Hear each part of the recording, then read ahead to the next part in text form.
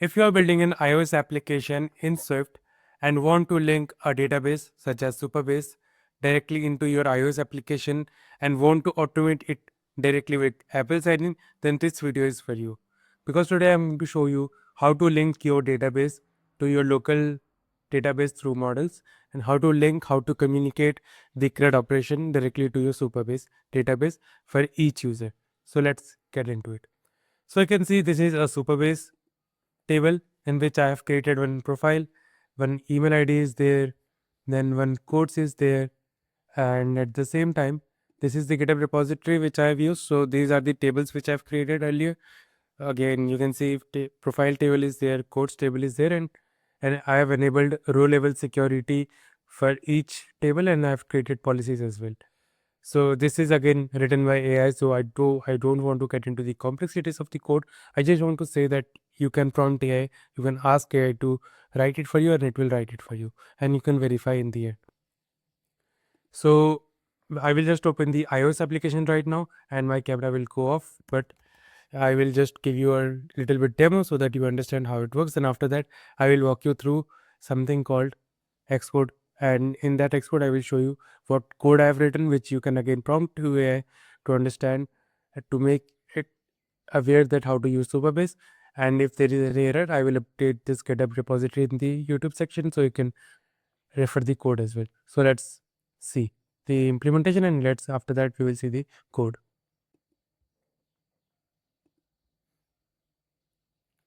So you can see I have opened this application. So if you don't know, I am building on code widget by Samik. So you can see this is the code widget I have written, and if I just do here, if I write any another code, putting is not an option, putting is not an option. So if I do this, if I save this code, it should update the database. So if I go to codes in the RLS, like in the Postgres database, it should update the database with the new code which we have written, that is coding is not an option. You can see the timestamp as well. And after that, since you have got the timestamp, now it is time to understand the history. So you can see in history, I have coding is not an option, never give up. Now, for example, if I don't copy, I can't copy actually, because this ID is created by database itself. But if I delete this application and install it again, then I can see something called this one. So if I just do the refresh, it actually does the background refresh, and that it fetches the list. This is again an API, normal API, which I've already implemented in another previous video, which you can see. And this is actually the Apple sign-in method, which I've used earlier. Now, if I go to the widget should also be updated. So you can see it is right now, coding is not an option. If I go here, it opens the application. So this is the application, this is the database and the CRUD operation, and I have not shown you the delete. So if I just do like this one, I am deleting never give up, or maybe quitting is not an option. I have also deleting this one. If I delete this one, if I do refresh, there is no codes available. Now if I do like you are your only and first supporter. So if I write this code and if I go to history, it will show me my local codes. Now if I refresh this Supabase, which is also actually refreshing automatically, you can see you are your only and first supporter, which actually updates the database. So this is what the CRUD operations which we have done, and let's get into the video. So you can see me, and now let's get into the code directly. So I have not committed this code right now because I was just working on this, so I'll just explain. So what files I've modified? I have modified the content view to link something called code sync service, and it waits for that on app launch. And I've updated the profile view to fetch the profile and the save name, and I've updated the code editor view, code history view, then code sync service. So I will just explain you the flow before going to the code. So let me just open the accelerator. So this is my mobile, this is my Supabase, and this is how I am communicating using RLS, right? Row level security with user credentials not. So I will not get into the networks and configuration. I just want to explain you the database. So every mobile has its own database. So this is the local DB, you can say, local DB, which you can say, like earlier when we were using, and this is the Supabase DB, which you can say.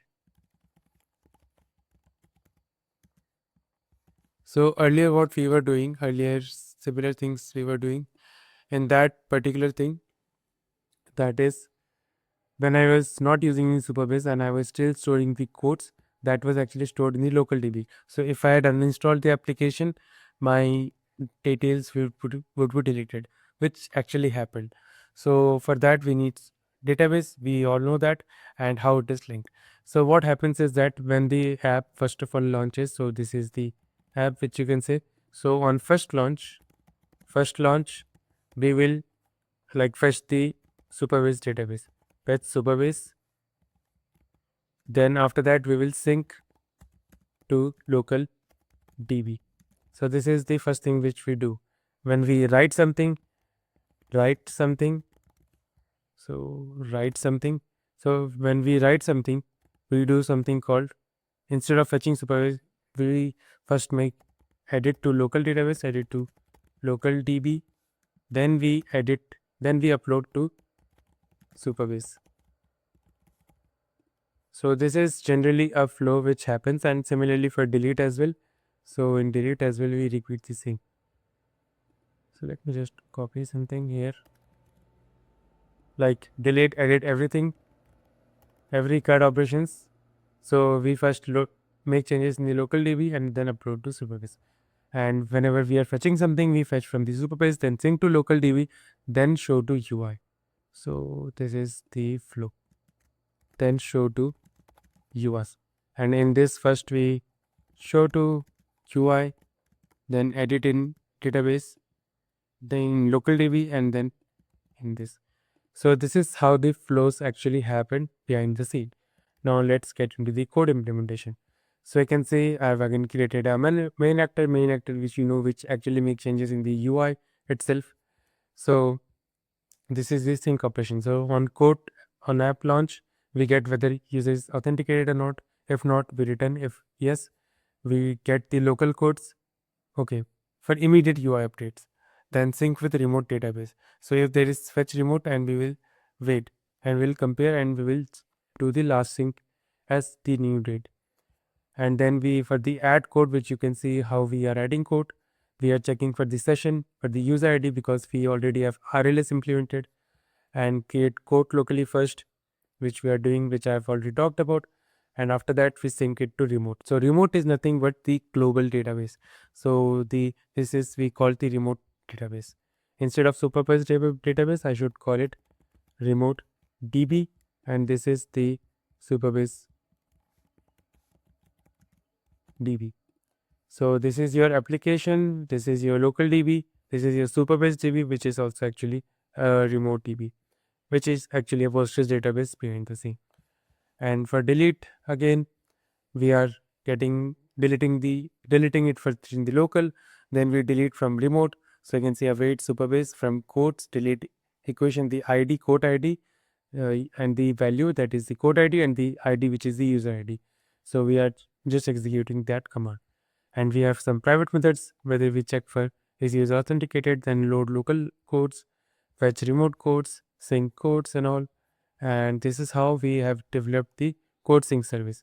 Now for profile view, we have different, and we have hard coded it directly here. So you can see for the save name, we get the trimmed name, we get the session, we update the profile directly in the Supabase.